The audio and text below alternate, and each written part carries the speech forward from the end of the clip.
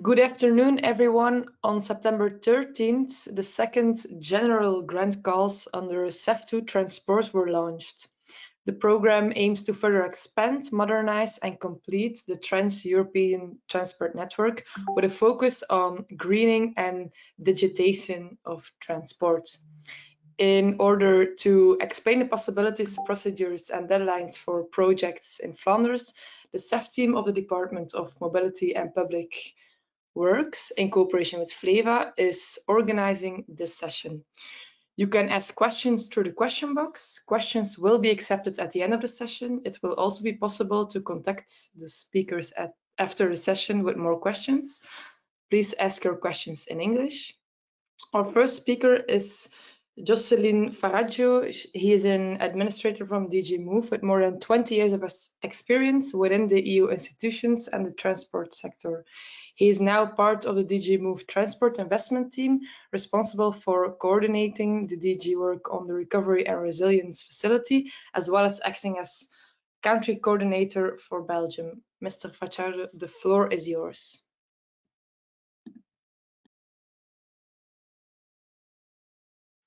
Thank you, Celeste, and good afternoon, everyone. Let me try to. Yes, I hope you can now see the slides appearing on your screen. This afternoon, my duty is to provide you a bit of background on the current CEF call, the policy objectives behind it, and to present a bit the main elements of the call. It's a bit challenging, I have to say, because actually there is a lot, and I will try to remain within the 20 minutes limits for today's webinar.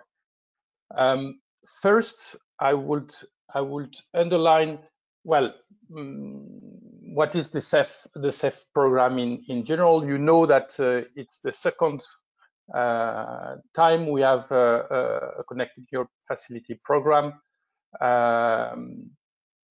For this multi-annual period, 21-27, we managed to get 25.8 billion euros for transport within the Connecting Europe Facility, which also covers the digital and energy sector. This budget is divided in three envelopes. The general one, which is of specific interest today, and which is of interest for Belgium in general. Another one is the cohesion envelope, which is accessible only for cohesion countries, and a new envelope compared to the previous CEF program, which relates to military mobility. And today I will not address this part, which is subject to a different call.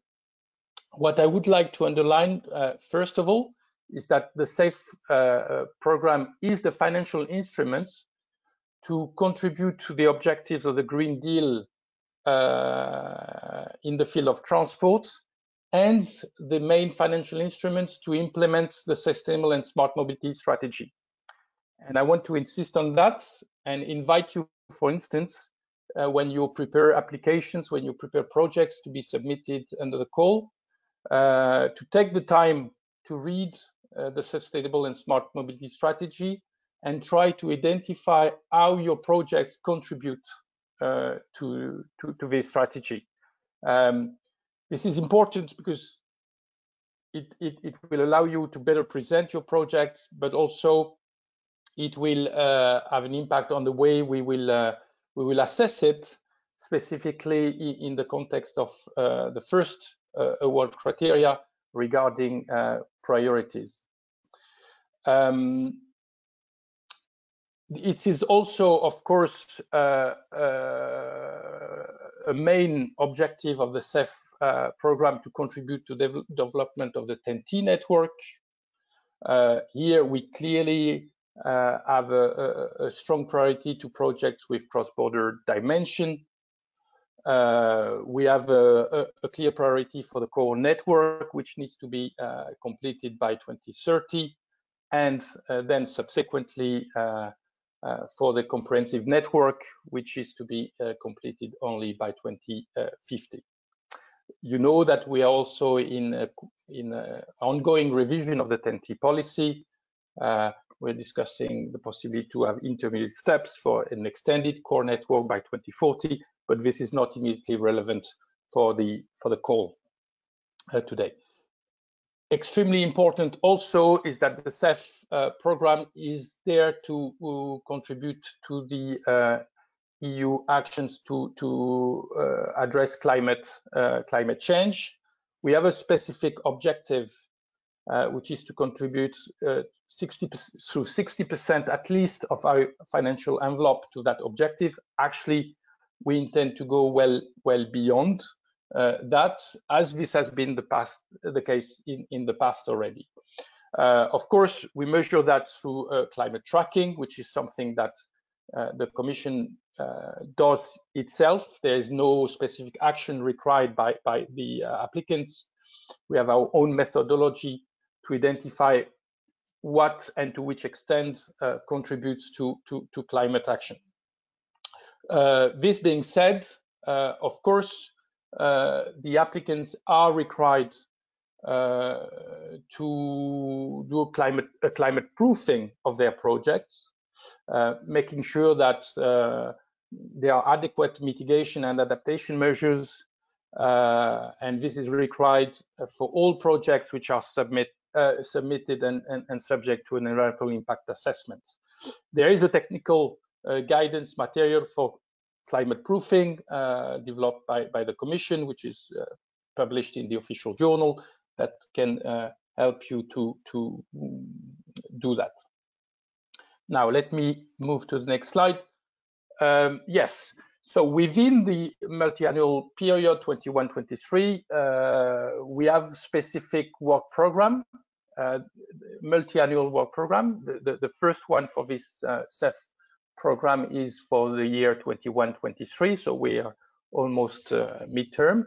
The envelope is quite important because for the 3 first years we have allocated 18.2 billion euros,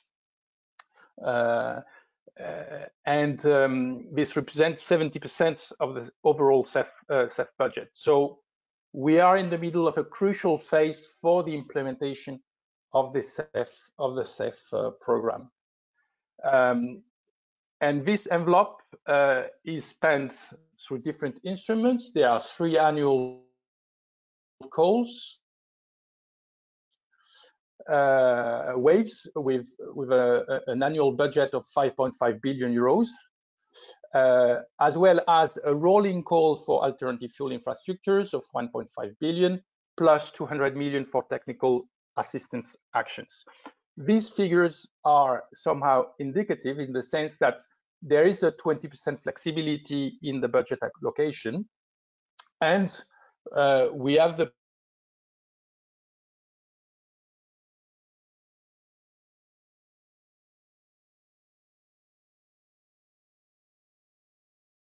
thing that we do discuss. Yes, Joe, maybe you can turn off your camera. Yeah, let me do that. If the sound is better. Yeah. Can you hear me now? Celeste, do you hear? Yes. Good. Yes. So I was saying that these figures may be subject to some flexibility, and we are discussing this kind of thing with member states within our CEF committee. But clearly, my main message here is that we are in the middle of a crucial phase for the implementation of the CEF program, and we expect many very major projects to be submitted for financing during this period. Let me move to the next slide. Yes. As well, important to mention that there are indicative allocations of the budget with different priorities. You have a distinction between what will be dedicated to the completion of the TEN-T network, so new infrastructures specifically missing links, cross-border connections which are missing to complete the TEN-T network. As I said, the core network by 2030 and the comprehensive one by 2050.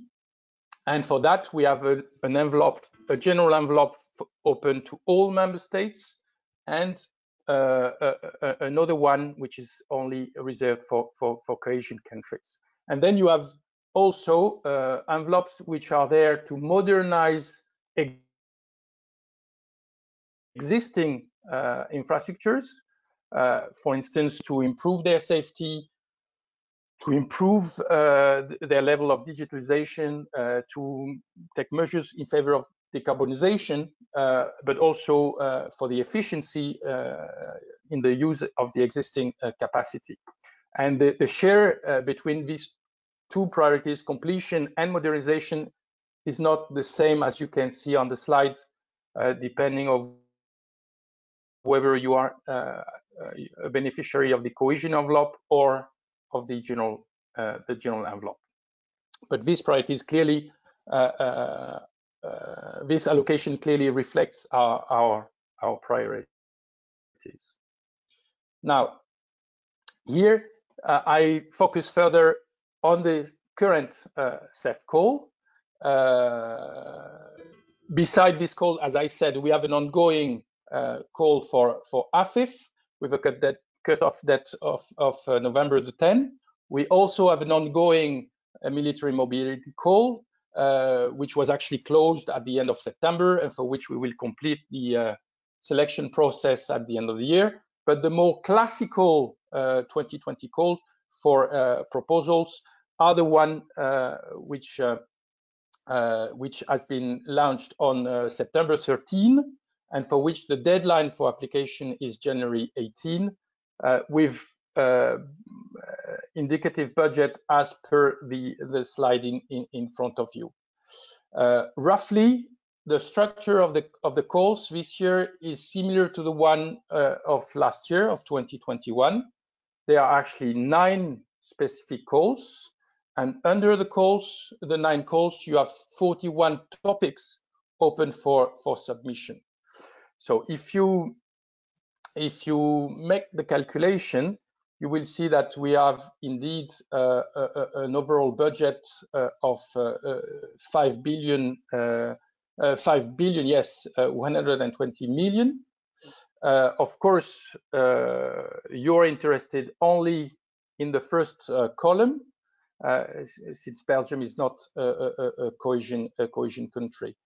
One question that comes quite often, and I wanted to underline, is that these budget allocations are indicative, and there is no allocation per topic. So it's very much within these allocations, demand-driven, depending on the quality of the projects we receive, that we allocate these envelopes. I will come back to that at the very end of my presentation, but I already wanted to mention that we expect this year call to be extremely competitive. It was already the case last year. I will provide you later some figures, but this envelope that might appear quite substantial represent actually a budgetary constraint.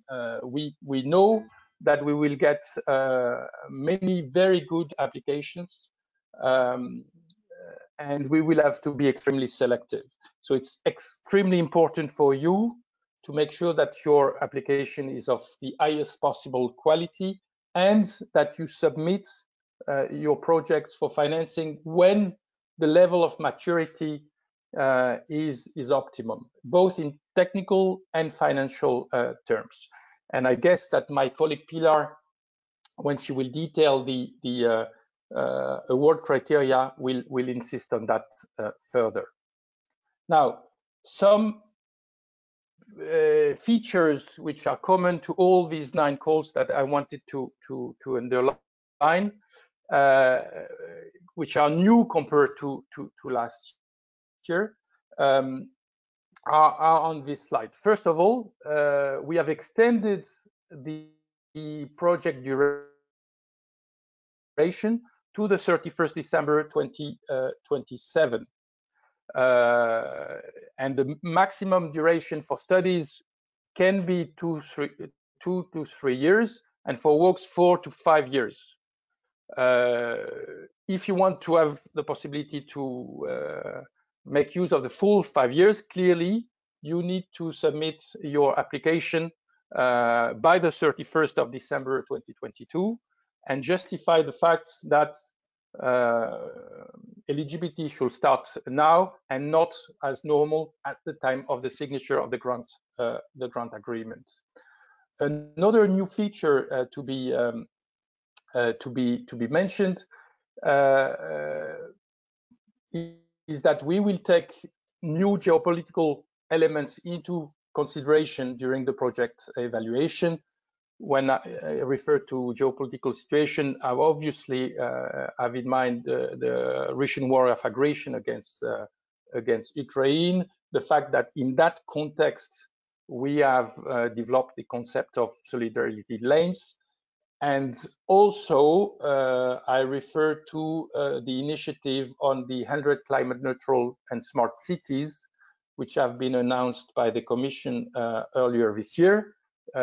In Flanders, there are 2 cities which are part of that initiative, which are Antwerp and Leuven, and therefore this can be relevant to you. Another element that I do not insist on, but which is new, and I do not insist on it because Pilar will probably refer to that later, is the fact that proposals which do not include a complete environmental compliance file will be considered inadmissible. So it's extremely important that this is taken into account. Now, other important common features which I wanted to highlight is the fact that activities related to the mitigation of the environmental impacts and the preservation of biodiversity are eligible under this calls. For instance, reforestation around new infrastructures, eco-conducts, noise protection barriers along railways, along roads are clearly eligible. And another element important is what we call the synergetic elements between transport and the environmental and digital investments, which are also part of the CEF program. Beyond what is covered by the calls themselves, some synergetic elements within a limit of 20% can be financed, provided that they improve the socioeconomic and climate environmental benefits of the project. An example of synergetic elements is, for instance, energy production, on-site renewable energy productions in ports for the use of the port activities. This is something that might be of interest for some Belgian stakeholders. Now, I will go quickly through the various clusters of projects, type of projects that we finance. These clusters are, first of all, model ones, and then more topical ones. Knowing that here I will concentrate on the modes which are of competence of the Flemish region. So I leave aside aviation, I leave aside rail, and focus very much on maritime and to some extent road as well. So very quickly again, sorry for that, but I guess we will have the possibility to come back to any specific points later on. First, maritime and inland waterways. Within that cluster, maritime ports, both on the core and comprehensive network, are eligible for certain type of actions that are listed on the slide. Facilitation of port access, such as breakwaters, access channel, fairways, locks, and navigational aids. Basic port infrastructures, which are clearly defined under the call. You can see some example here, with a priority on the development of zero and low emission multimodal solutions, the development of port capacities linked to offshore wind farms, and improving connectivity with remote, insular, and outermost regions that might be of less interest for Belgium, as well as shore-side electricity supply. Here, I would just underline one important point, is that when we refer to the development of port capacity and facilities in relation with offshore and wind farms, it is very important that the involvement of the port itself in the transportation activities of the offshore wind farms and the need for the basic port infrastructure for whose activities is demonstrated in the proposal. You need to keep in mind that this is a call for transport and not for energy production per se. Another type of actions which can be supported under this cluster are the one related to port reception facilities, and this is directly linked with the implementation of new legislation in this context. Ensuring year-round navigability by means of dredging or ice-breaking facilities, providing or improving inland waterways, rail, road access and connections within the maritime ports, and renewable energy generation in the maritime ports as a synergetic element, as I was already mentioning. Here we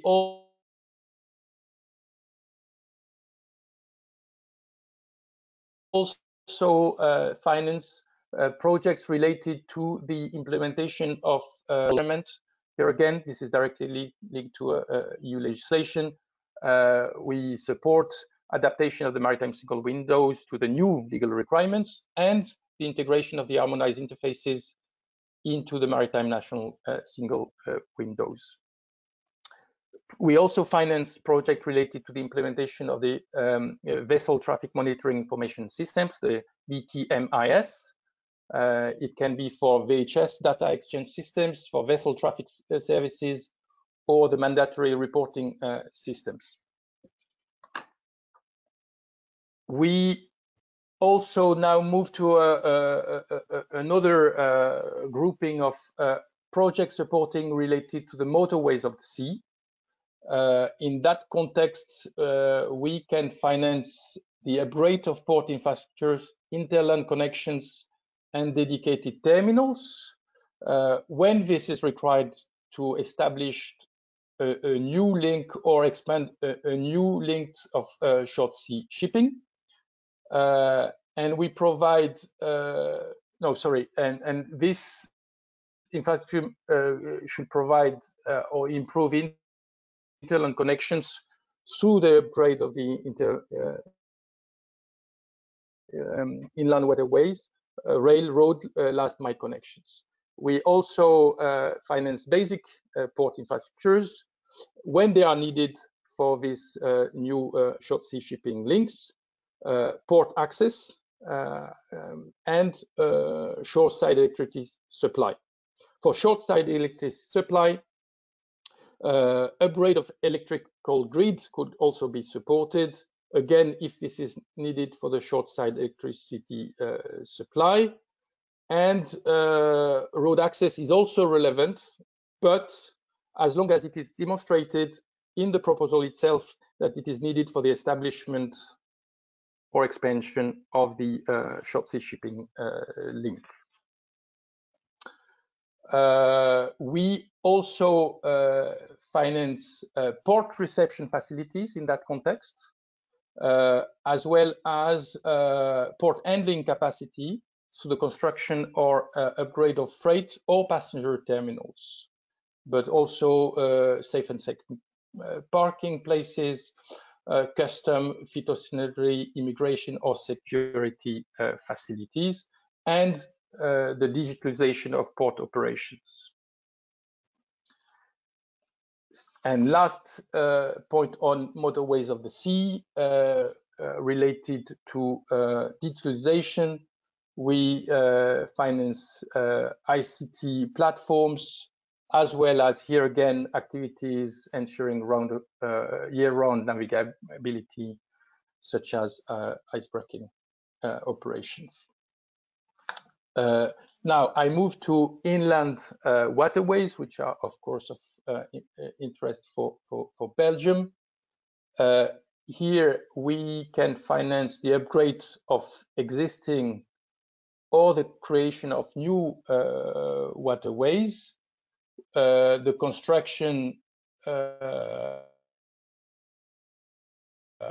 of or upgrade of locks, of bridges. We can finance automation of some infrastructures, the interconnections, access to inland ports and inland waterways, basic port infrastructure, shoreside electricity supply, port reception facilities, again, in the context of inland navigation. Also measures related to year-round navigability and waterside infrastructure, as indicated on the slide. Here, just one specific remark in terms of eligibility. Inland waterways are only on the core network, while clearly we have inland waterways ports on both the core and the comprehensive networks, which are eligible. Still in the maritime sector, we finance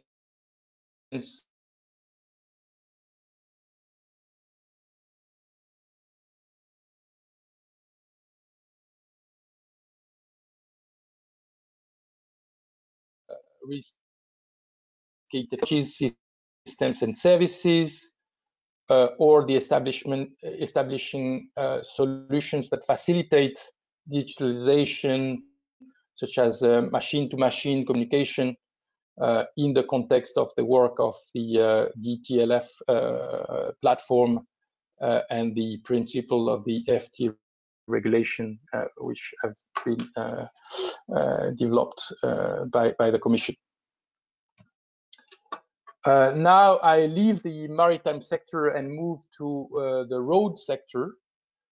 This slide is essentially for the sake of completeness, because this is not a top priority, and I have to be very frank, it's quite unlikely that CEF funding for road projects of that type will be eligible in Belgium. But just for the sake of completeness, there are projects in the road sector which can be financed for pre-identified road links only, the one stipulated in the CEF regulation itself, mainly for cross-border core network and road connections to maritime inland ports and railroad terminals addressing specific bottlenecks are also financed in that context.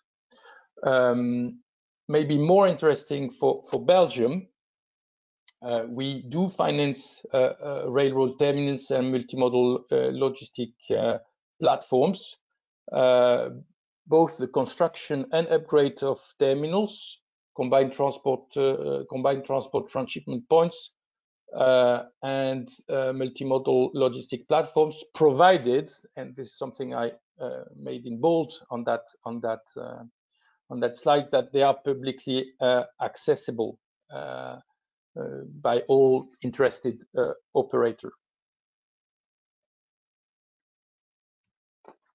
Also of interest for Belgium, and this is something where the Commission has been somehow a bit disappointed with the number of applications received, and we see a real need, is the development of safe and secure parking infrastructure.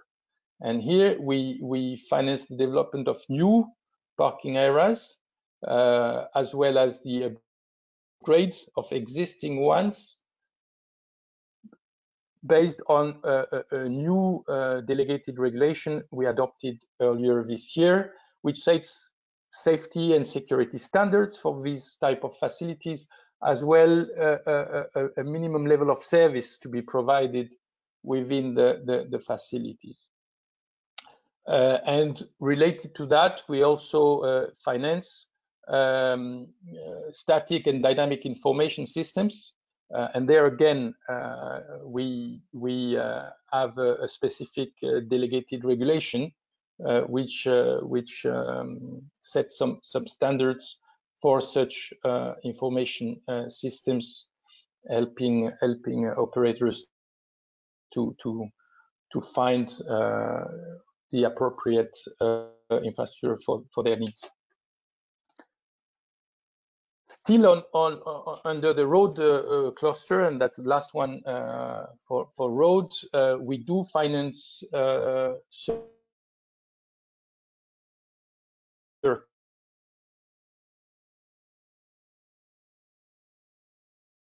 existing ITS infrastructure and services, deployment of CITS stations,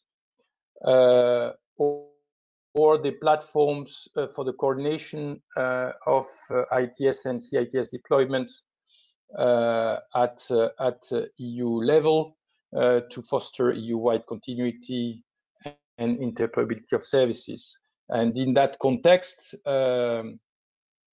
we welcome projects involving a large number of beneficiaries, and we have set a minimum number of member states participating to these coordination projects, and that level is minimum 15 member states.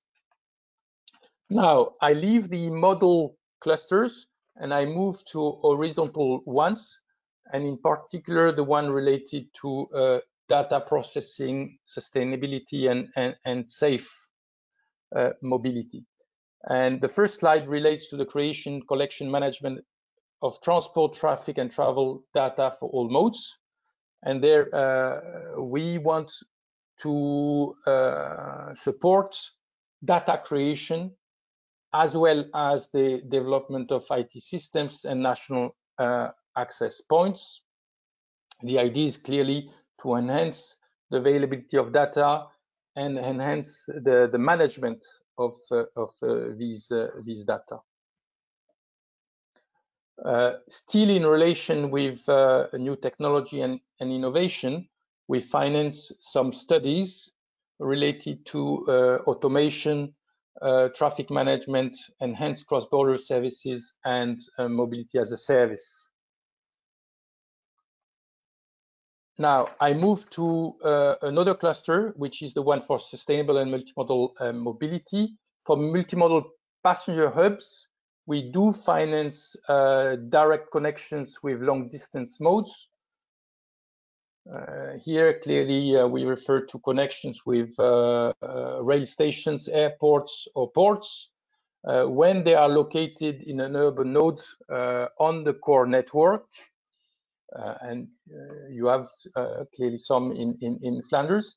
The actions are part of a sustainable urban mobility plan or an equivalent plan, and we have some guidance on how a plan can be considered equivalent to SAMP. And the project should improve accessibility for all categories of users, such as persons with reduced mobility. And here again, we finance specifically studies. Now I turn to the development and implementation of IT platforms, which are done in accordance with our regulation on electronic freight transport information. But this is specifically for member states authorities, not for platform developers of operators, even though these stakeholders can be involved in the projects by the member states leading the projects. And here again, we have a strong preference for proposals presented by several member states jointly. Excuse me, Mr. Fajardo, I must ask you to almost finish the presentation within like 5 minutes so we can try to respect our time management a little bit. Thank you.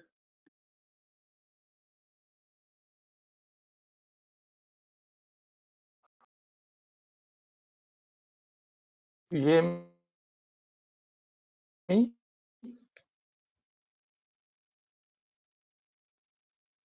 Hello? Yes. Can Did you you hear hear me? me? Yes, we can hear you. No, I didn't hear you. Oh, I'm now I sorry. do. I just ask you to maybe, if it's possible, end the presentation within 5 minutes. Okay, so yeah, okay, thank you. I'm almost finished. Okay, great, thank you. Yes, I'm almost finished. With two last slides in relation to data, but I wanted to sorry, up. Yes, I wanted to refer specifically to this slide, referring to the fact that we finance projects improving transport infrastructure resilience. This is a growing concern, and this is in the smart and sustainable mobility strategy specifically. And we do finance project improving resilience, in particular to climate change and natural disaster, through infrastructure upgrade or smart monitoring systems. This does not relate, though, to threats like cybersecurity threats. It's really about physical threats to the infrastructure. Of course, these projects need to address directly the TEN-T transport infrastructure. And there are two specific requirements. The project promoters need to demonstrate that there is an high risk if the project is not implemented, and that the projects take place in the context of a national plan or national strategy, and not in isolation. Last slide, also a bit for the sake of completeness.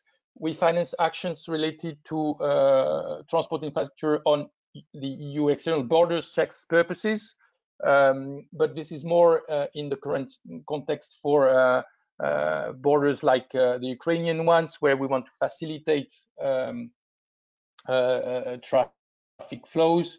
When it comes to Belgium, this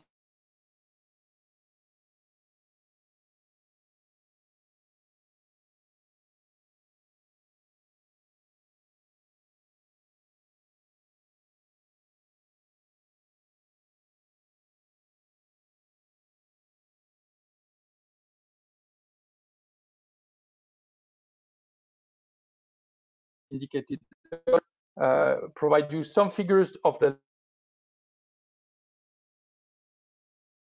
last call, the results of the last call, which have been announced earlier this year, to insist on the fact that the level of competition is very high.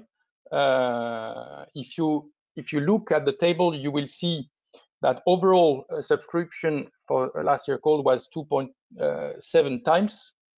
But if you look specifically at the general envelope, which is of interest to you today, the factor of oversubscription was 3.4.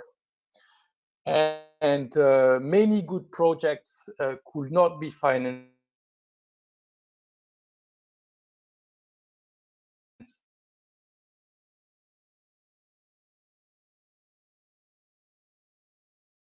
all this to say that you really need to focus on the best quality projects with the highest technical and financial maturity, projects which are really ready to start, and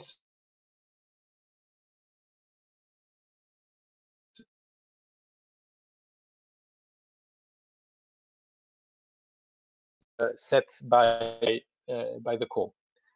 I stop here. Thank you, and of course available to answer questions later on. Thank you. Okay, thank you, Mr. Fajardo, for your interesting presentation. We can now go on to our next speaker. Pilar Bravo Conde is project officer in CENEA B3, dealing with CEF Transport in the Benelux countries, assisting in the management, monitoring, and evaluation of all aspects of the project cycle in the areas of rail, road, and waterborne transport, RIS, logistics, and co-modality. Furthermore, she is CENEA CEF Transport focal point for Belgium. Ms. Conde, the floor is yours. Thank you very much. Can you hear me? Yes, we can hear you. Perfect. Well, good afternoon, everyone. And first of all, thank you very much, Jocelyn, for a very nice presentation on the CEF policy objectives and the mobility strategy. I'm very happy to address you today as part of the Flemish Info Day for the 2022 Connecting Europe Facility Transport Call. Today, I will be presenting on the most important aspects of the application process, the evaluation and award process internally carried out at CENEA, and will also provide some information related to the cost-benefit analysis and the budget requirements for the recently launched CEF Transport Call. For more details, I would like to recommend that you visit CENEA's homepage and specifically the presentation in the Info Day on the 5th of October, which was recorded and can be consulted at any time, as well as the reference documents available at the Funding and Tender portal. To start with, let me give you some information about CENEA. CENEA was established on 1st of April 2021 with the launch of the new MFF and as continuation of the management of some programs from two other agencies, INEA and EASME. We are currently managing a budget of more than 58 billion for the period 2021 to 2027, and we will be more than 500 staff by 2027.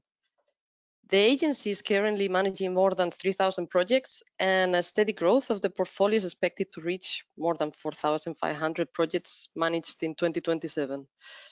CENEA will deliver the EU Green Deal through the 7 programs that we are managing, and we play a crucial role as we are the EU focal point for funding green and infrastructure projects.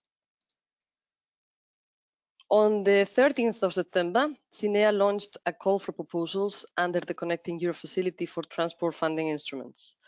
As you can see in the zone timetable, proposals must be submitted before the call deadline, scheduled on the 18th of January 2023 at 5 o'clock.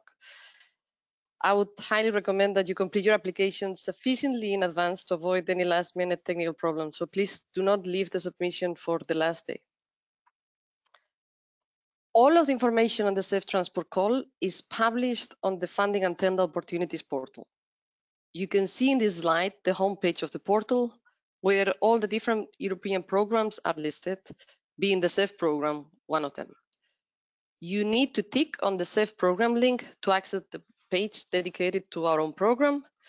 And through the Funding and Tender portal, you will find the different types of information, such as the description of the program and its priorities, some news items, like, for example, mainly on events such as the Info Days, the direct link to the CENEA's homepage, and a search tool to find all the different call for proposals published under the CEF program.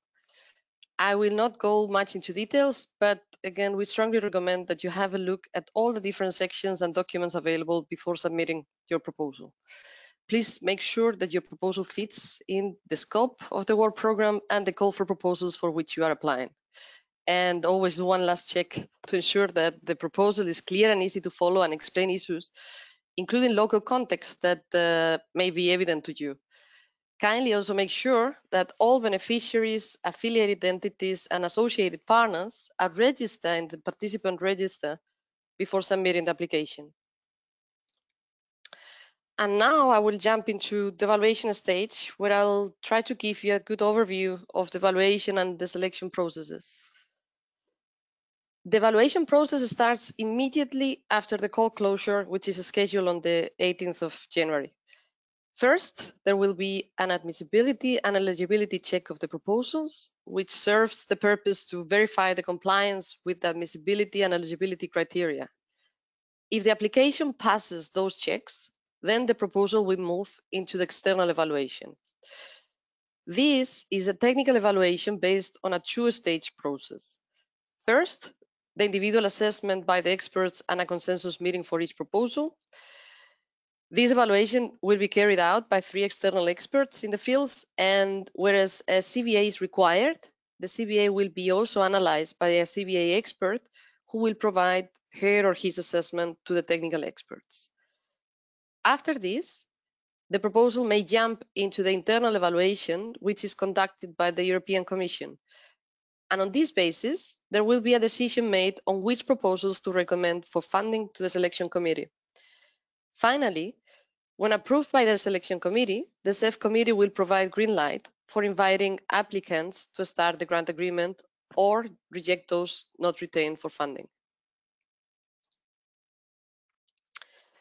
For a proposal to be admissible, it must be submitted before the deadline via the funding and tenders portal.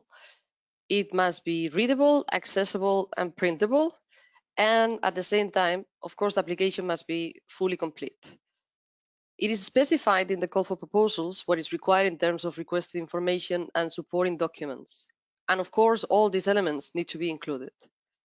If something is missing, the application will not be admissible, and please bear in mind that follow-ups for missing elements will not take place.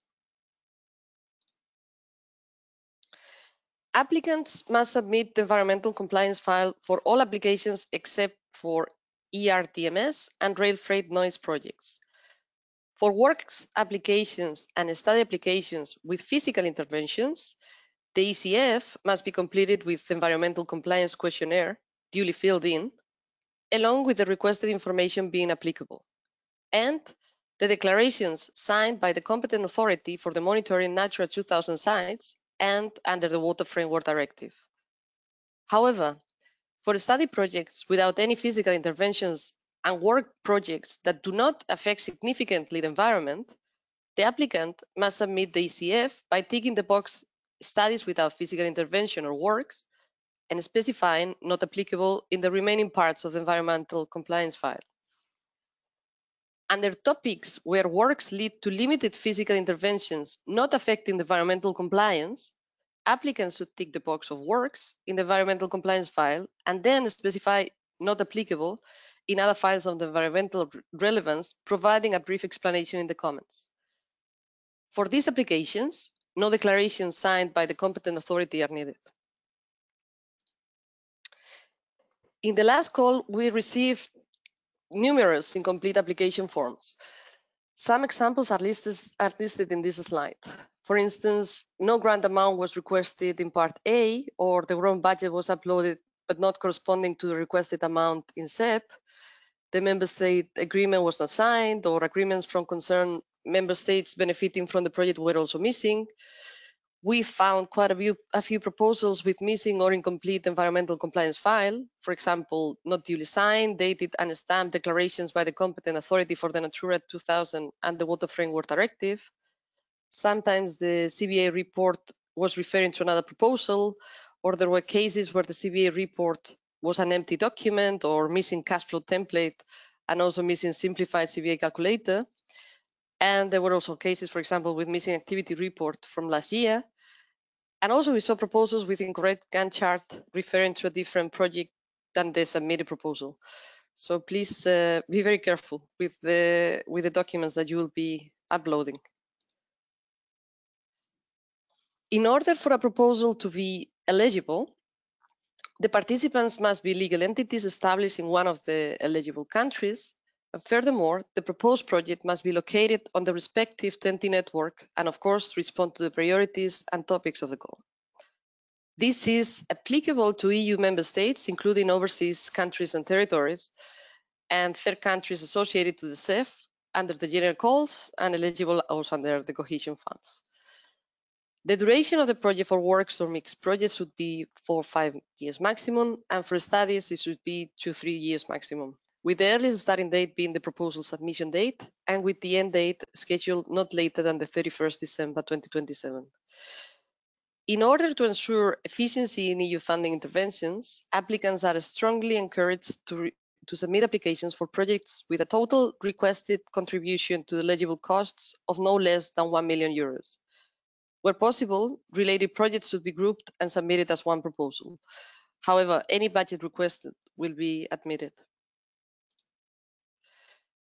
Here, you can also find some examples of ineligible applications. For instance, proposals submitted by an applicant from a non-eligible country. There were cases where the location of the proposal was not on the TEN-T network. Different projects start date in parts A and B of the application form. Projects with duration wrongly calculated. Project proposals being out of the scope under the topic that they were being submitted, or examples for which the project proposal and the global project were not sufficiently clear. So again, be careful with the way that then the proposal is being outlined. Having passed admissibility and eligibility criteria, then, as I mentioned before, 3 external experts will assess the proposals based on 5 award criteria as shown in this slide. Through a consensus meeting, they will weight the different criteria with a score and will conclude with a mark between 1 and 5 points. There is a minimum pass score per award criteria of 3 points, meaning that only proposals that are receiving at least 15 points in total and on the basis of having achieved at least 3 points on all of the award criteria will be considered for financing.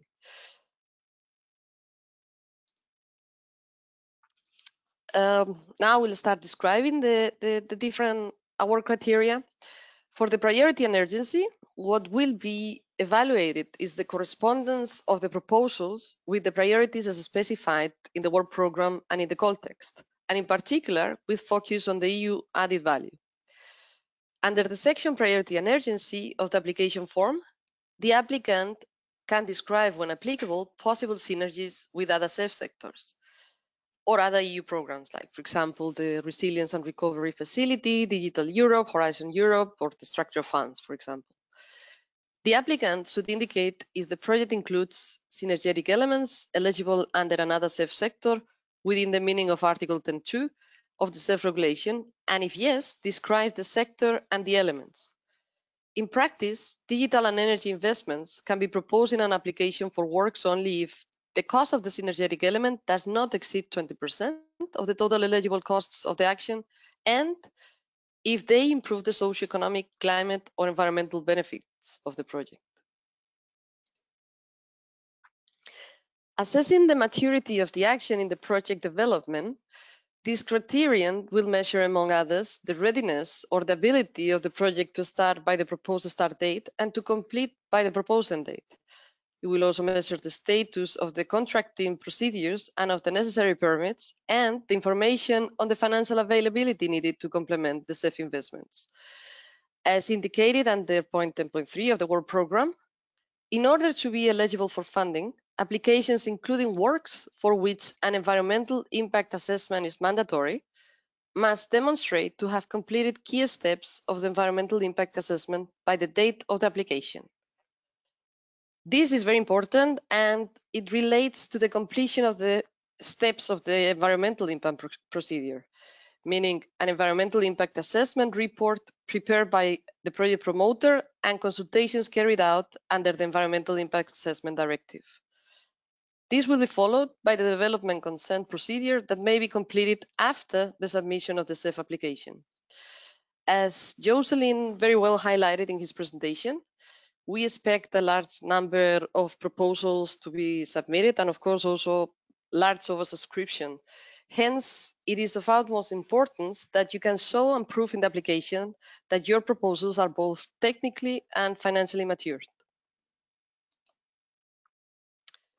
With regards to quality, this criterion evaluates the soundness of the implementation plan proposed, both from a technical and financial point of view. The architecture and design approach, the organizational structures put in place or foreseen for the implementation, the risk analysis, the control procedures, and the quality management, and also the communication strategy. Moreover, when applicable, it will also assess the information related to the maintenance strategy for the completed project. The operational and capacity checks will be based on the list of the previous projects and the activity report of the last year, which also need to be uploaded. Regarding impact, Through this criterion, it will be assessed when applicable the economic, social, and environmental impact, including the climate impact and other relevant externalities. This criterion may be substantiated by a cost-benefit analysis, or in the absence of such tool, add a forecast of end-user take-up, in which case the evaluation will look at the soundness, comprehensiveness, and transparency of the analysis, as well as proposed means to monitor its impact. Moreover, when applicable, this criterion will assess, among others, the innovation and digitalization, safety and interoperability, and accessibility aspects of the proposal, as well as its cross-border dimension and the effect to the network territorial accessibility. The assessment is also made on the impacts on congestion, modal split, safety and security, service quality, and noise emissions. Applications relating to a project for which an environmental impact assessment must be carried out in compliance with the respective directive shall include also the information on the climate proofing of such project, taking into account the guidance on the climate proofing of infrastructure.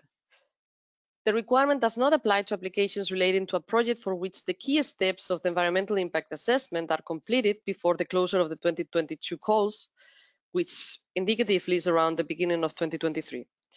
It is, however, recommended to use such guidance where possible. Applicants must describe the climate proofing exercise of the project under the work topics, including the key steps of the environmental impact assessment and information about adaptation and mitigation measures in the application form in the section Climate Resilience. The climate proofing exercise is not necessary if the environmental impact assessment is not required. With regards to the catalytic effect, which is the last of the award criteria, what is important for us related to these award criteria is to evaluate the effect of the EU financial assistance on the realization of the project. For instance, by overcoming a financial gap generated by insufficient commercial viability, high upfront costs, or the lack of market finance, increasing the capacity to mobilize differentiated investment sources, improving the quality of the project, or accelerating the overall investment plan. For applications supported by an implementing partner, the catalytic effect will be evaluated on the basis of the capacity to mobilize different investment sources and the capacity to trigger important overall investment with the limited EU support. To conclude the evaluation and award part of the presentation, I would like to give a few reminders, so to say, about what to bear in mind in the process of preparing an application. To sum up, please read carefully the work program, the call text, and other relevant documents that have been published together with the call. And the Connecting Europe facility applications need to be supported or in agreement of the concerned member states. And therefore, we would like to recommend that you make contact with the representatives from the member states as soon as possible in the process, so they know that you are planning on submitting the application. They also have vast experience working with CEF and therefore can also provide valuable guidance and support. To facilitate the evaluation of the proposal, it's very important that you provide the requested information in the most clear, factual, and concise manner. In line with this, we would like to recommend that prior to the submission, the application is read by someone who doesn't have the same insight of the project details as those working in the preparation of the proposal. Be reminded that applications should be able to be understood by anyone, and the external evaluators can only assess your proposal on the basis of the provided information. No assumptions and no exceptions can be made. With regards to work packages, but also deliverables and milestones, we encourage you to put extra attention already during the proposal on the definition of those. In a general note, I can tell you that from last year's call, what we found in a large number of proposals is that sometimes work packages were not defined clearly. For example, they contain insufficient number of milestones and unclear deliverables. Sometimes work packages would be covering several tasks with no cost broken down per tasks. We also found limited risk analysis with incomplete mitigation measures, and sometimes communication tasks were described too vaguely. So please take all of this into consideration. As already mentioned before, proposals are required to be submitted via the Funding and Tenders portal. This is made through CEP, which stands for the Submission and Evaluation of Proposals. Regarding the budget requirements for proposals, this concerns some budgetary tables that need to be included in the proposal. In order to make it easier, with regards to the data input into the system, some financial tables in Excel format have been elaborated. The total costs, of course, must match between the budget tables per cost category, the extracted part, and per work package, then extract the financial information. In case of differences, the information in the extracted data will prevail, meaning the one per cost category. Please plan and prepare your accounting thoroughly. Any costs foreseen to be claimed for reimbursement in the future must be clearly applicable under both approaches, meaning under cost category and work packages. And please define the work packages with homogeneous activities of category only under a single funding rate in order to avoid complexity of financial reporting. In principle, one co-financing rate will be applied per proposal.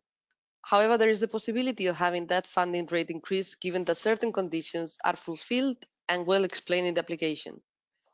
The standard funding rate under the general envelope is 30% for works and 50% for studies. However, under works, there will be what's called topax, which is sort of a bonus. As you can see, the costs are to be encoded per participant based on 5 cost categories: personnel, subcontracting, purchase, other cost categories, and indirect costs.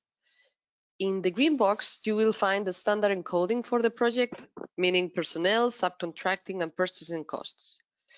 Very important is that multiple funding rates exist, and here they are shown in 2 orange boxes, for studies and outermost regions. These full costs thereof should be recorded here.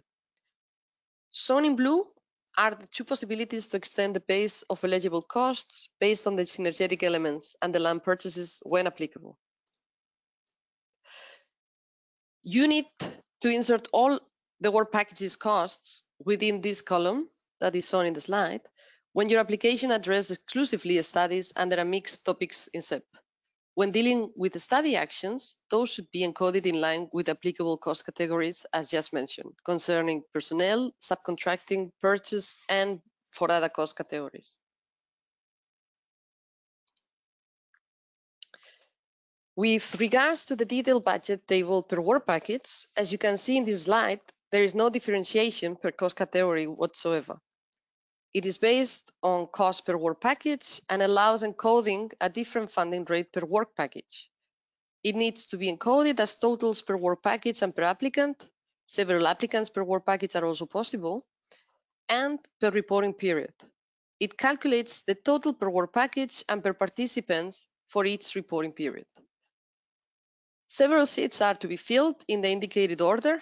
Applicants will only need to fill in the white cells, and then the gray cells will be filled automatically. And in the zone step 5, you will need to encode the budget amounts from the funding and tenders portal and make sure that there are no inconsistencies. The rest of the seats will be calculated automatically. Let me then now jump into the socioeconomic assessment, where the general rule is that proposals with works components are subject to a CVA requirement. The requirement for CVA is different from the past programming period, and the objective when updating it has been to include more proportionality in comparison to the project size and in comparison to the added value of the tool. For some categories, the CVA requirement has been completely dropped, and in a number of cases, a simplified CVA can be accepted. We are not requesting the cost effectiveness analysis any longer.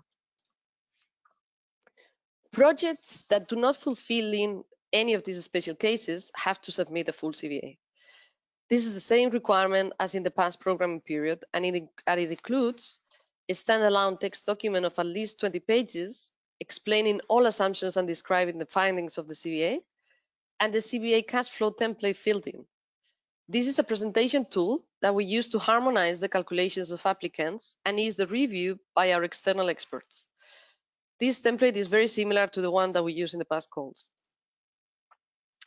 In comparison to a full CVA, the main difference with the simplified CVA is that there is no need to submit the standalone report explaining the assumptions and describing the results. For these projects, we consider the information on socioeconomic impact provided in the application form is sufficient.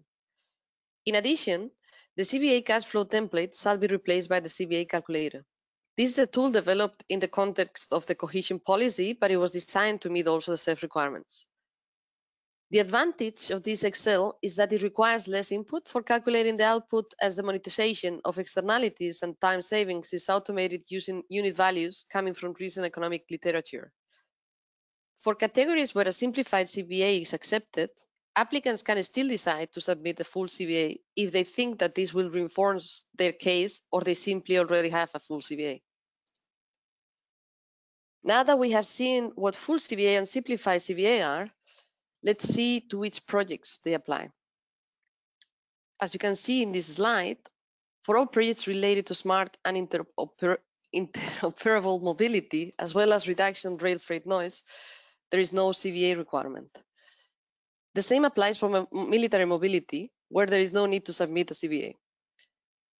For the alternative fuel infrastructure, implementing partners already performed similar assessments, so we don't ask for a CVA again. For others, we ask for a simplified CVA. For all other priorities, the simplified CVA is applicable to projects with less than 10 million of eligible costs. Applicants that come with implementation of a new phase of a project already under construction with the support of CEF in this case, they can resubmit the CVA they had already sent the first time. However, there are a couple of conditions to meet.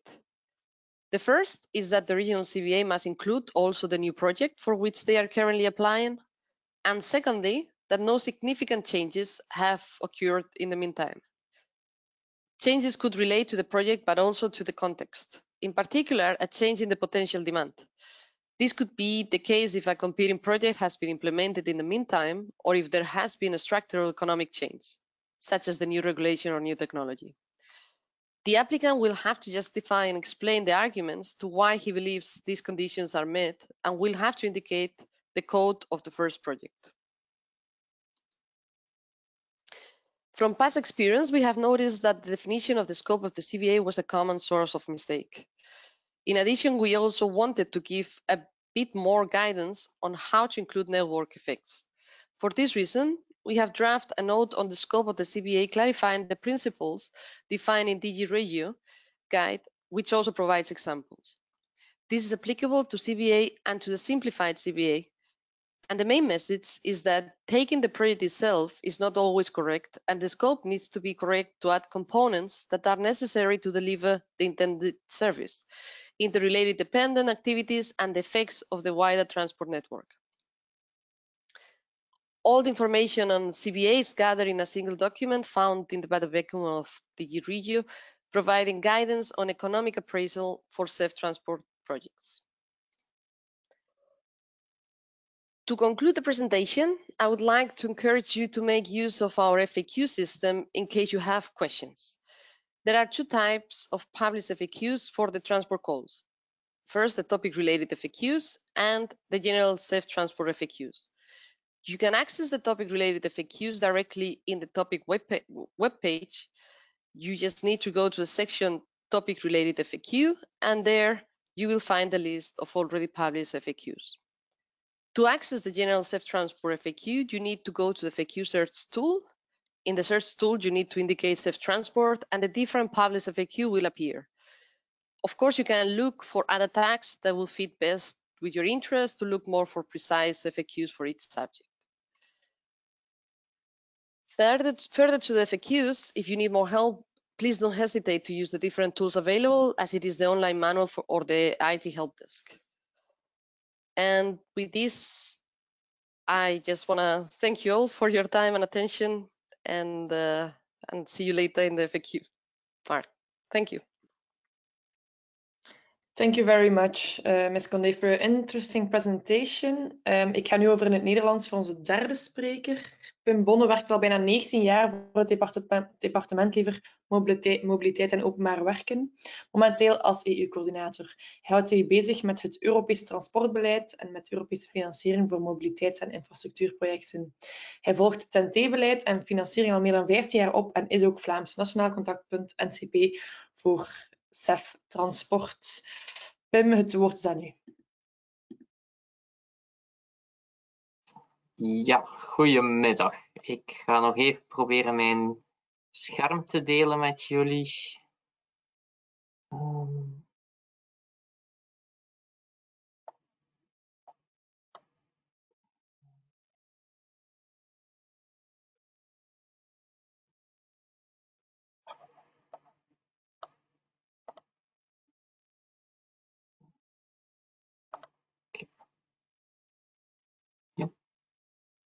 Goedemiddag iedereen. Zoals gezegd, ik ben Pim Bonne, werk voor het Departement Mobiliteit en Openbare Werken. En samen met mijn collega's Helene en Karen zijn wij het CEF-team binnen het departement MOW dat publieke en private promotoren ondersteunt bij de indiening en opvolging van hun CEF-projecten. In aanvulling op de informatie die de twee sprekers van de Europese instellingen al gegeven hebben, wil ik nog even focussen op de procedures en de manier van werken binnen Vlaanderen om een CEF-dossier in te dienen. Een aantal eerste tips. Sommige zijn ook al door de voorgaande sprekers gezegd. Dus, ik ga u juist een keer onderbreken. Is het mogelijk om bij weergave-instelling uw presentatie op een groot scherm te zetten? Ik dacht dat dat al het geval was, maar... Helemaal van boven staat er normaal gezien weergave-instelling, ja. En dan de eerste. Ja, perfect. Dank u wel. Oké. Dus lees het werkprogramma zo goed mogelijk na. Lees alle details goed na. En begin ook zo snel mogelijk met de aanmaak van een dossier in de Funding and Tenders portal. Daar in de portal is er ook altijd de mogelijkheid om uw dossier te valideren. Dus dan krijg je al te zien waar er nog zaken moeten toegevoegd worden, waar er eventuele fouten zijn. Dus het is heel belangrijk dat dat al op voorhand gebeurt en niet in de laatste dagen naar aanloop naar de indiening. Als je een project indient met meerdere lidstaten, win dan ook informatie in bij de andere nationale contactpunten omtrent hun procedures en deadlines. En geef daar ook al een seintje omtrent uw projectconcept, dat het er zit aan te komen. Vraag ook tijdig de nodige milieuverklaringen aan, omdat collega's van de betrokken milieuautoriteiten toch enkele weken tijd nodig hebben om alle aanvragen te verwerken en u dan de gevraagde verklaringen terug te bezorgen. En ook dan de laatste stap, dien uw volledig projectvoorstel tijdig in bij de betrokken lidstaten voor nationale validatie. En de deadline waar het project bij CINEA verwacht wordt is dus 18 januari 2023 om 5 uur Brusselse tijd.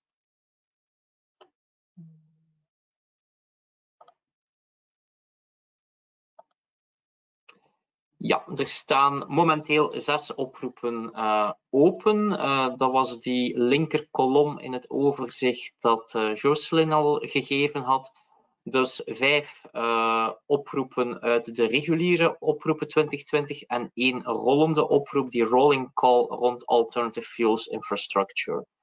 Dus die openstaande oproepen omvatten verder nog projecten op het TEN-T-kernnetwerk, projecten op het TEN-T-uitgebreide netwerk, wat wellicht minder van toepassing is voor Vlaanderen, omdat bijna al onze infrastructuur op het kernnetwerk sowieso ligt. Dan projecten rond duurzame mobiliteit en multimodaliteit, projecten rond veilige en beveiligde infrastructuur en tot slot ook projecten rond slimme mobiliteit en interoperabiliteit. Wat betreft de taakverdeling binnen België is er een duidelijke taakverdeling tussen de federale overheid en de gewestelijke overheden omtrent het indienen van CEF-dossiers. En overeenkomstig de gewestelijke bevoegdheden zijn Vlaanderen en in de andere gevallen ook Brussel en Wallonië bevoegd om de CEF-dossiers rond havens, maritiem transport, waterwegen, wegen, beveiligde parkings, innovatie, alternatieve brandstoffen, passagiershubs, infrastructure resilience, militaire mobiliteit en alle telematica toepassingen te valideren. Dus dat betekent dus ook dat de validatie van CEF-dossiers rond spoor, inclusief ERTMS, en rond luchtvaart, inclusief CESAR, gebeurt door de federale overheid. Dus deze 2 aspecten zijn ook niet echt aan bod gekomen op onze infodag vandaag. Als u daar vragen over heeft, kan u terecht bij de collega's van de federale overheid. We hebben ook de afspraak voor gewestoverschrijdende dossiers en dat zijn heel vaak dossiers rond innovatie of vergroening, alternatieve brandstoffen, bijvoorbeeld laadpalen of waterstoftankstations die door heel België worden uitgerold, dat de validatie van die dossiers zal gebeuren via de federale overheid. Wij zullen dan als Vlaams gewest een advies geven voor het gedeelte dat in Vlaanderen gebeurt, maar de handtekening zal dan van de federale collega's aangeleverd worden. En onze collega's in Wallonië hebben dus exact dezelfde bevoegdheden als ons voor de validatie. En als u dus een project hebt dat ook uitrol heeft in Wallonië of enkel uitrol heeft in Wallonië, kan u bij de collega's van de Service Public de Wallonie terecht via onderstaand adres. Dus al die projecten die in Vlaanderen worden uitgevoerd, dienen een Member State Agreement te krijgen, een formulier gevalideerd door de Vlaamse overheid. Die validatie is eigenlijk te beschouwen als een aftekening ter kennisname en een bevestiging van onze zijde dat uw project past in de beleidsvisie van onze bevoegde minister, minister Peters. Die validatie houdt ook geen enkel financieel engagement in van onze kant. Dus u vraagt cofinanciering aan Europa en wij dienen gewoon te bevestigen dat dit project ook past in onze plannen in de beleidsvisie. En die validatie gebeurt door onze secretaris-generaal Philippe Boulaert van het Departement MO. Wij vragen voor eerst dat u tegen eind november, tegen 30 november, een projectconcept aan ons bezorgt. U kan daartoe een schabloon vinden op onze website. En dan vragen wij u om op een 2 à 3-tal pagina's uw projectidee toe te lichten, aan te geven onder welke prioriteit u wenst in te dienen, welk topic u wenst in te dienen, hoe het partnerschap eruit ziet, hoe de financiering zal gebeuren. En dan verzamelen wij al die informatie van de projecten van de Vlaamse pipeline en wij zullen die dan voorleggen aan het kabinet van onze minister. Zonder tegenbericht kan u sowieso blijven verder werken aan uw aanvraag.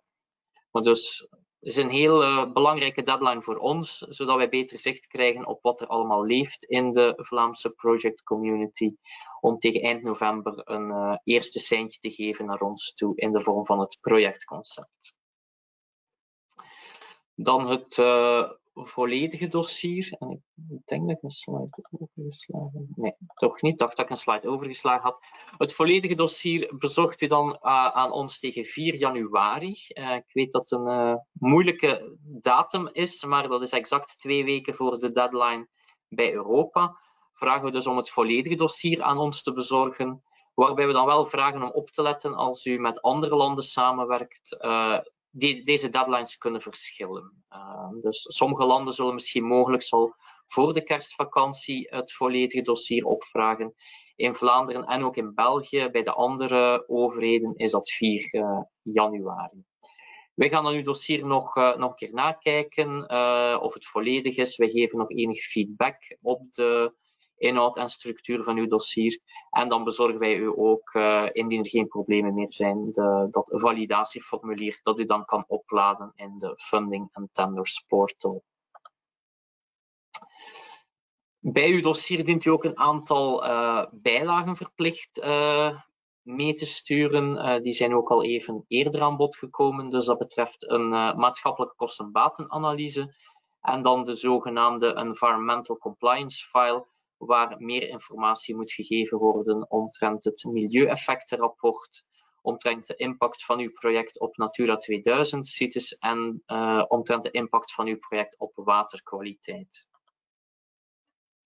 Zoals Pilar net al aangegeven had, moet u in vele gevallen een maatschappelijke kosten-batenanalyse aanleveren, die dan bestaat uit een MKBA-studie of rapport en dan die ingevulde CBA cashflow template. Projecten minder dan 10 miljoen mogen dus een vereenvoudigde MKBA aanleveren en sommige prioriteiten zijn zelfs vrijgesteld, waaronder dus alle topics onder Smart and Interoperable Mobility. Hier hebben we nog even opgelijst waar u meer guidance kan vinden over de opmaak van die MKBA. Dus voor eerst raadt CINEA aan om de richtlijnen van DG Regio te volgen voor de opmaak van een MKBA. En dan is er nieuw dit jaar nog die specifieke nota, samenvattende nota, opgemaakt rond Economic Appraisal for CEF Transport Projects. In Vlaanderen werken wij vaak met de standaardmethodiek voor MKBA van transportinfrastructuurprojecten, die heel gelijklopend is met de guidance van DG Regio.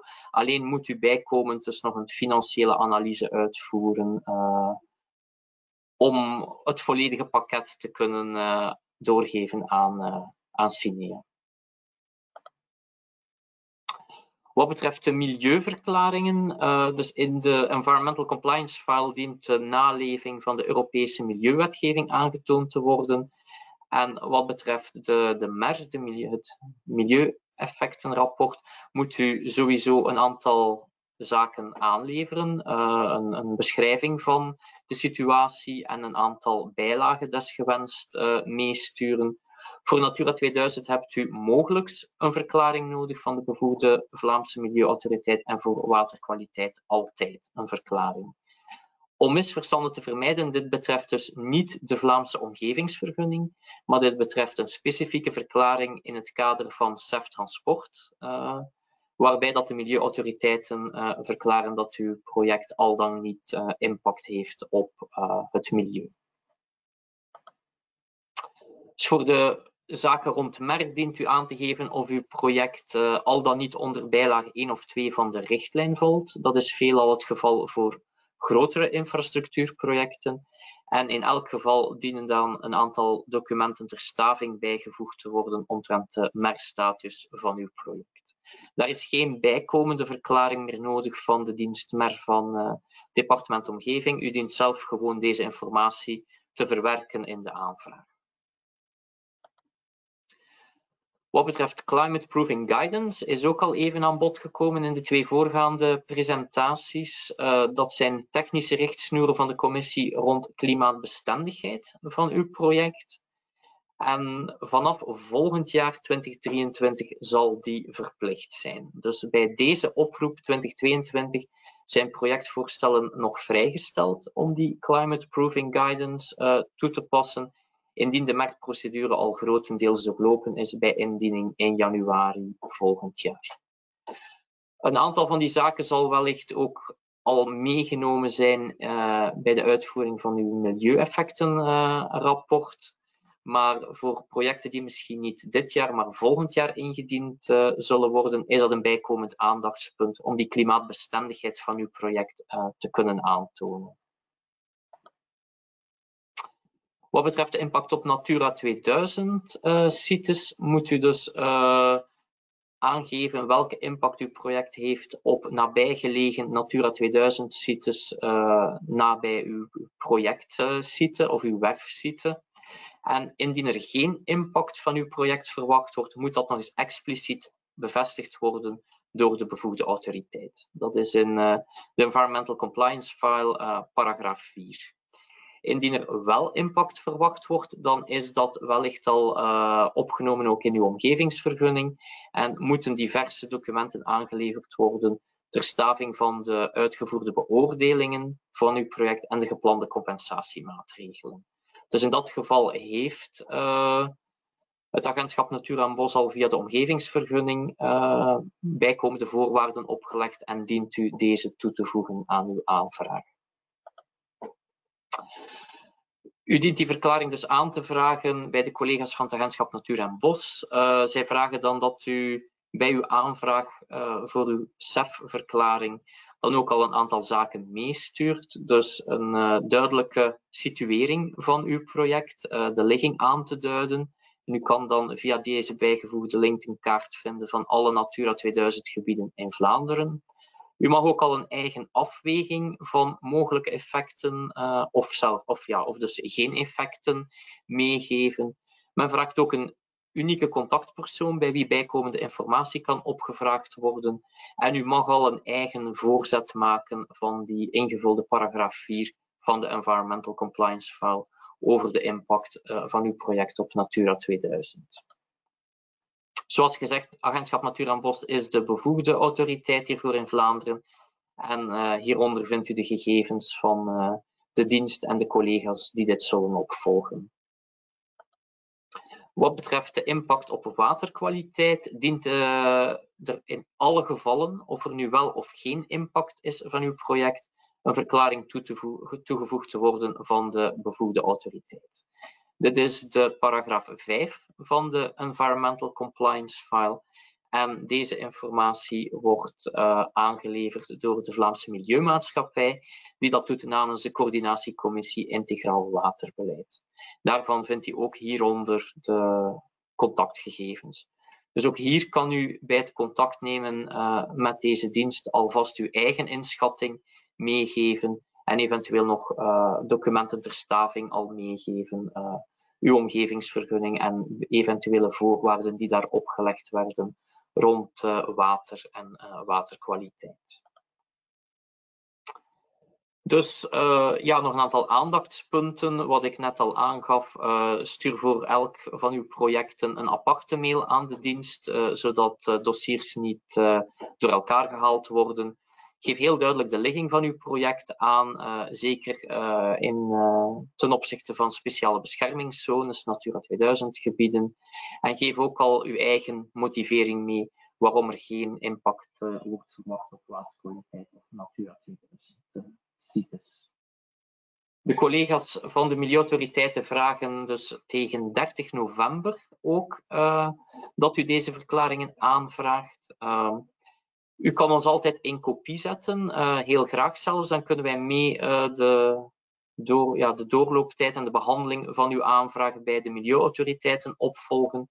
En u dient toch wel rekening te houden met een doorlooptijd van minstens 3 weken voor u de verklaringen terugkrijgt van de milieuautoriteiten. Dit is een harde deadline. De milieucollega's geven aan dat ze geen garantie kunnen bieden dat latijdige aanvragen nog tijdig gaan kunnen behandeld worden. Dus de deadline is dezelfde als voor het projectconcept, dus gelieve daar naartoe te werken naar 30 november. Voilà, hier staat nog alles eens opgelijst, dus projectconcept en milieuverklaringen doorsturen uiterlijk 30 november. Het volledige dossier verwachten we dan 4 januari en dan 2 weken later op 18 januari dient u het dossier in te dienen bij CINEA. De voorgaande timing was dus voor de reguliere oproepen, dus die 5 oproepen onder de CEF-calls 2022. Dan de Alternative Fuels Infrastructure Facility kent een iets wat andere timing. Dat is eigenlijk een doorlopende oproep, een rollende oproep, met 5 afsluitdata. 2 data daarvan zijn al achter de rug.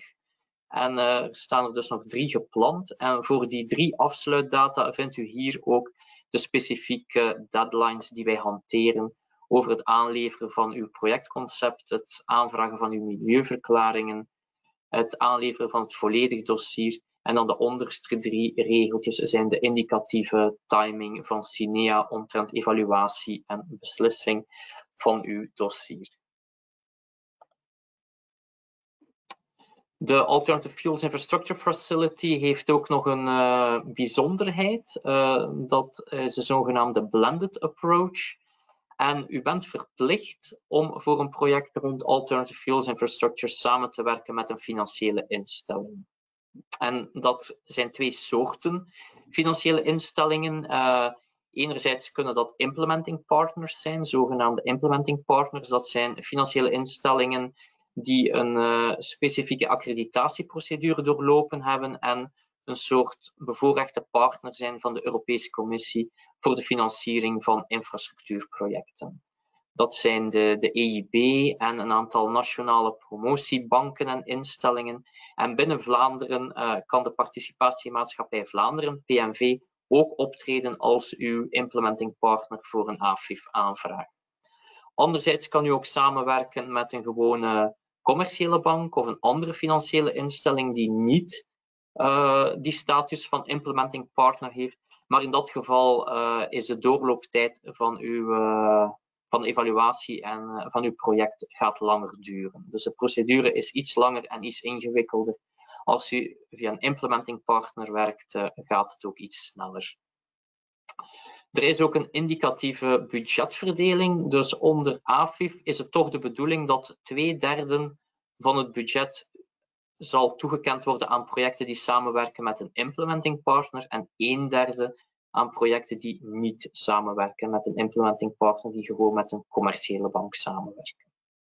De collega's van PMV hebben ook een specifieke mailbox voor eventuele vragen rond samenwerking voor de financiering van uw project rond alternatieve brandstofinfrastructuur. Dan kijken wij ook vanuit Vlaanderen graag even terug naar de oproep van vorig jaar, de oproep van 2021. En we hebben daar vastgesteld dat er toch een heel brede respons was binnen Vlaanderen. Vanuit Vlaanderen alleen al werden 18 dossiers ingediend, wat behoorlijk veel was. En Vlaanderen heeft daar 116 miljoen subsidie binnengehaald. Wat, als je bekijkt op het totale budget van de algemene enveloppe, de general envelope, waar wij aan kunnen meedoen, was dat 4,68%, wat een heel goed resultaat was voor een regio van een kleinere deelstaat te zijn. In aantallen waren dat echter maar 6 projecten die geselecteerd werden, dus 6 projecten van de 18, die dus wel een vrij behoorlijke subsidie toegekend gekregen hebben. Dat waren projecten rond binnenvaart, River Information Services, CITS en Vessel Traffic Services. Welke lessen hebben wij daaruit getrokken? Het is ook al aangehaald door de vorige sprekers. De oproepen waren enorm overbevraagd. Factor 2,4 in het algemeen, dacht ik. Factor 3 voor de general envelope. En dan specifiek nog de oproep voor projecten op het kernnetwerk werd met een factor 4 overbevraagd.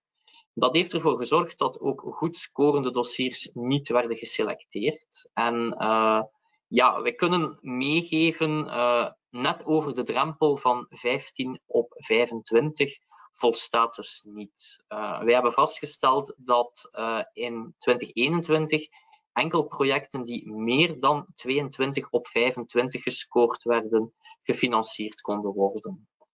Dus dat is toch een beetje een harde conclusie, een harde vaststelling. Zelfs een goede middenmotor maakt geen kans op EU-financiering. Dus een half puntje kan wel degelijk het verschil maken. Dus besteed de nodige aandacht aan uw aanvraag, want u hebt een hoge score nodig op alle 5 de evaluatiecriteria. Op prioriteit, maturiteit, kwaliteit, impact en katalytisch effect. En wat we ook al begrepen uit de presentatie van Pilar, we verwachten ook opnieuw een zwaar overbevraagde CEF-transportoproep 2022.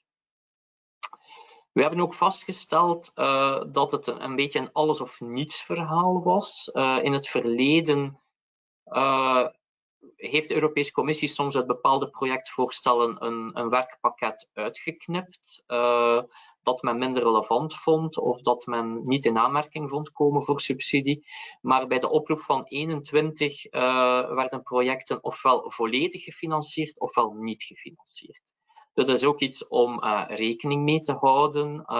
Als er misschien zaken in uw aanvraag staan die nog niet zo matuur zijn, is het misschien beter om ze niet mee te nemen, eerder dan het risico te lopen dat de volledige aanvraag daardoor zal verworpen worden. Als u een nieuwe projectpromotor bent, dan raden wij ook aan om tijdig de PIC-code aan te vragen. Dat is de Partner Identification Code die u nodig heeft om een dossier te kunnen indienen in de Europese Funding and Tenders Portal. Daar hoort een validatie bij, waar dat dan een aantal documenten rond uw wettelijke status en uw financiële status moeten gevalideerd worden voor de Europese Commissie vooraleer uw aanvraag kan ingediend worden.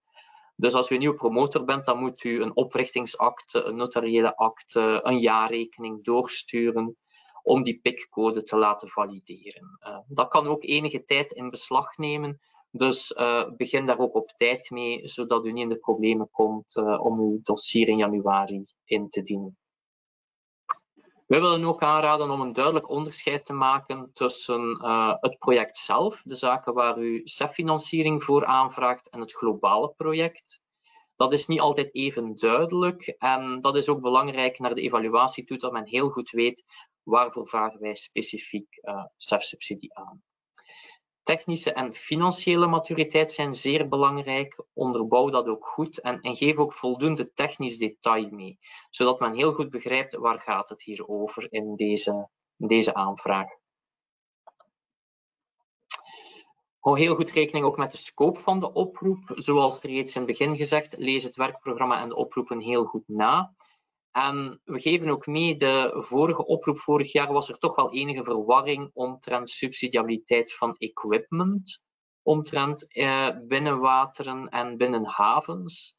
En daar staat toch een FAQ op de Funding and Tenders portal, waar gespecificeerd wordt dat dat soort kosten enkel subsidiabel zijn als ze volledig geïntegreerd zijn in een breder project rond binnenvaartinfrastructuur of binnenvaartoverslag en slechts een minor part daarvan vormen. Dus de vorige keer was het toch wat onduidelijk en er zijn ook aanvragen verworpen geweest omdat er te veel subsidie voor equipment gevraagd werd. In uw risicoanalyse raden wij u ook aan om alle mogelijke risico's te vermelden. Wees er ook heel eerlijk in. Houd er natuurlijk ook wel rekening mee als er nog heel wat openstaande risico's zijn, dat u dan misschien ook lager gaat scoren als er nog problemen zijn met een vergunning, als er nog problemen zijn rond een onteigening. Dat toch in rekening gebracht wordt bij de evaluatie van uw voorstel. Heb ook voldoende aandacht voor wat er in de MKBA en de cashflow template wordt aangeleverd. Uw aannames moeten voldoende onderbouwd worden. En ja, hou ook rekening mee, dat hebben we ook vorige keer voorgehad met een aantal dossiers. Als er positieve output-indicatoren in die cashflow template tevoorschijn komen, ja, dan geeft dat eigenlijk het signaal dat uw project zonder subsidie levensvatbaar is en dat u geen nood hebt aan CEF-financiering.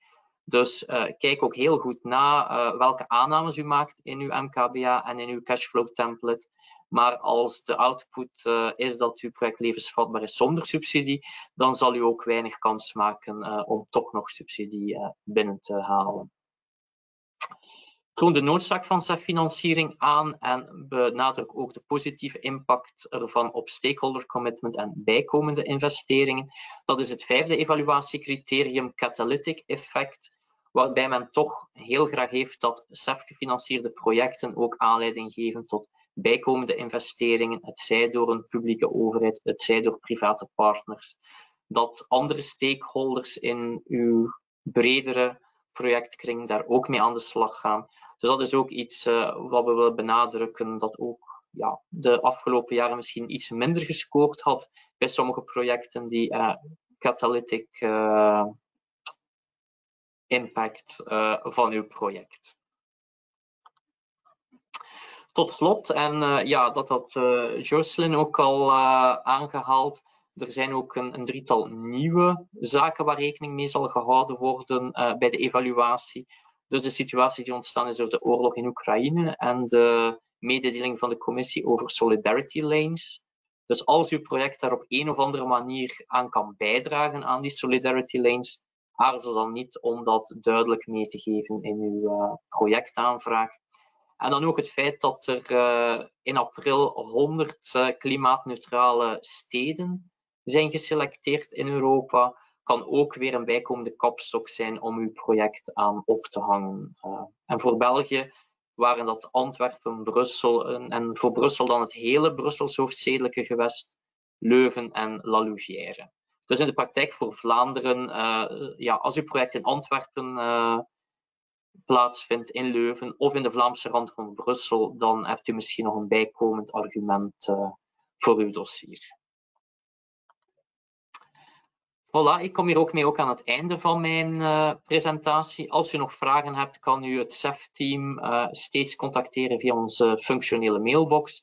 En ook op onze webpagina vindt u heel wat bijkomende informatie over de stappen die moeten ondernomen worden om een dossier tijdig en correct in te dienen. En dan denk ik dat we nu naar de Q&A kunnen gaan. En dan wens ik u nog veel succes met uw aanvragen. Dank u wel, Pim, voor de boeiende presentatie. We kunnen inderdaad overgaan naar de vragen. Ik schakel terug naar het Engels voor de collega's ook. So we can now go on with the questions. The first question I have is for Mr. Fajardo, excuse me. Are budget allocations also for the private sector, and what will be the minimum amount for applying?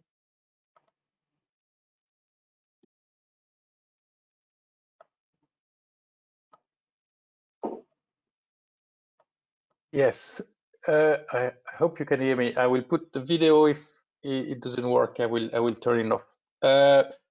On budget allocation, well, there is no budget allocation per type of stakeholders. So there is no budget allocation specifically for private sector or for public authorities. As I said, there are certain calls, certain actions which are for public authorities by nature, but there is no specific envelope attached to them. As I said, there is indicative budget per calls, but not per type of action. So that's very, very important. For the grant applications, yes, I hear quite often, is there a right amount of grant application of grants to be applied to have a better chance to be selected? There is none. You may, if you have an excellent budget, an excellent project, sorry, you can theoretically consume the whole budget that will be available for an action. There is no maximum. We really judge the projects according to their quality, their nature, not the amounts which is requested. I think that's quite important to stress. Okay, thank you. I have a question for Ms. Conde. What are the conditions of accepting CSS on Bargus? I'm very sorry, but that's can you hear me now? I can hear you, yes. No, I'm very sorry, but that question needs to be addressed through the FAQ system because it is in particular related to one of the topic, and it needs to be answered basically by the experts internal from both Cine and DigiMove, and then published. So there is we ensure that then there is equal treatment for all applicants and transparency in the system.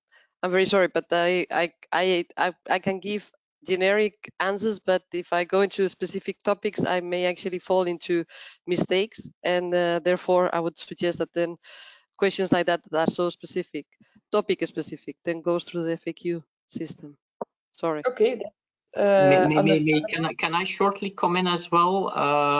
Well, it's indeed a rather technical question, and I think it relates to. I'm not sure what persons mean with CSS. If it's maybe CCS, combined charging systems. If it's related to shore power for inland vessels, I think in general these things are eligible. But as Pilar suggested, I think it's better to address this very specific topic, this very specific question, to the help desk, and then it will be published on the FAQ.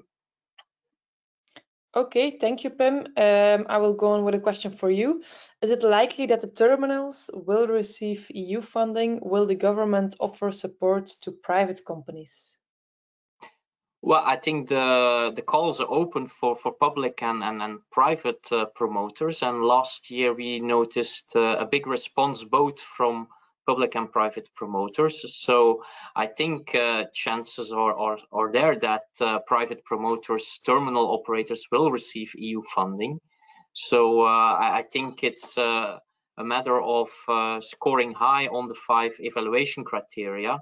But definitely the chances for private promoters are equal to the chances of public promoters. And what will the government offer support to private companies? I'm not sure what kind of support one expects. I'm national contact point, and with my colleagues from the CEF team, we support and guide everyone through the application process. So everyone who notifies a project concept, we get in touch, we provide feedback, we give some recommendations, we help you with getting the environmental declarations and so on. So this is a kind of, we guide you through the process. You can come back to us with questions and so on. We do not give financial support in this context. So if that was the question, then the answer is no. Okay, thank you. I have another question for you. I think maybe we have time for one or two questions still. How can inland navigation projects have a bigger chance to succeed? Well, I think inland navigation projects already performed pretty well in the first call. So if I remember well, overall, I think 15% of the general envelope went to inland navigation projects, and also in Flanders, we had a project on, we had the Zijn-Skeld project, which received funding. There was an inland navigation project on automation of infrastructure and a river information service project. So they score already pretty high. Inland navigation is also considered as a sustainable mode of transport. So it will be scored higher than road transport, for example. But again here, and especially taking into account the oversubscription of last year, again here, make sure that on each of the 5 evaluation criteria you score high enough. So your project has to be mature, it has to have an impact, and I think on impact, inland navigation has some advantages.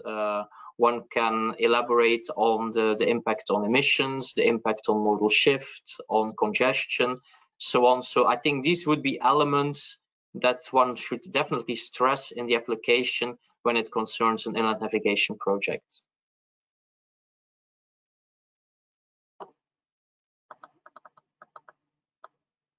I think we have another question. As a principle, could electric road systems to decarbonize road freight on the TEN-T network be considered eligible? I think, Pim, it's also a question for you. I don't know if people mean like the catenaries over the road. I'm not sure if it's included in the calls. I'm not sure if Jocelyn knows better, but I don't recall it being part of the scope of the calls this year. Well, that's something I should check, because that will be rather for the alternative fuel infrastructure rolling call than the annual calls we've been dealing with today. I will say electrification, it's very broad, so it very much depend on the nature of the investments you're having in mind. If it's about fleet, that's clearly excluded. Electric vehicles are not part of it. If it's about infrastructure elements, it very much depends. Catenaries, I should check as well, Pim, to be frank. And if it's about charging stations, indeed, that's eligible, but under the rolling call. That's clear. Well, I'm not. Yeah, I think maybe there's other EU programs which are more suitable for that, because I think there's only some pilots in. I think there was one in Germany, one in Sweden. So maybe this technology is not mature enough for rollout under CEF. Maybe it's more something for Horizon Europe or the Innovation Fund. Yeah. I think we can advise the person to address the question as well to the help desk and see what answer comes out. Okay, I have one more question, and then we are at the end of this webinar. It's for Mr. Fajardo. I'm sorry. Can the EU confirm that there will be no money on 2024 for CEF, and all the money will be added to the 2022 and 2023 budgets? If my project only matures in 2024, will there be money left? Well, I cannot confirm. I cannot confirm in the sense that this is subject to decisions which are possibly coming. What is clear is that for the time being, we have an envelope for the 3 years ongoing, which is above 80 billion, which leaves an additional budget for the last years of the programming period. Whether some of that will be front-loaded, and then anything left, how it will be organized between 24 and 27 is subject to decisions which are not yet to be taken. That's the simplest answer I can give. What is clear also, and I think I wanted to stress that in my presentation, is that for us, the current period is the crucial one. We see a lot of very good and major project coming, and we will try to finance as much as possible among them. So what will be left for the subsequent years is to be seen. Okay, then I think we are almost at the end of the session. I have one more question for Pim. Of those 6 projects, how many were private projects? Well, there was private involvement in the 2 projects on CITS. So there were private partners involved there as well. And the 4 other projects concerning inland navigation, river information services, and VTS were public projects. Okay, then I think with the answer of this question, we are at the end of the session. I thank all the very interesting speakers for their presentation. I also thank MOA for their cooperation in this webinar. And then I would like to thank the audience for the interesting questions and the attention. And then I'll see you next time. Okay. And I think we can say the presentations will come on your website. Yes, that's true.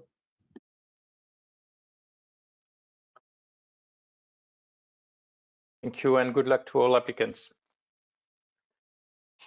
Goodbye and good luck to everyone. Thank you very much. And again, good luck.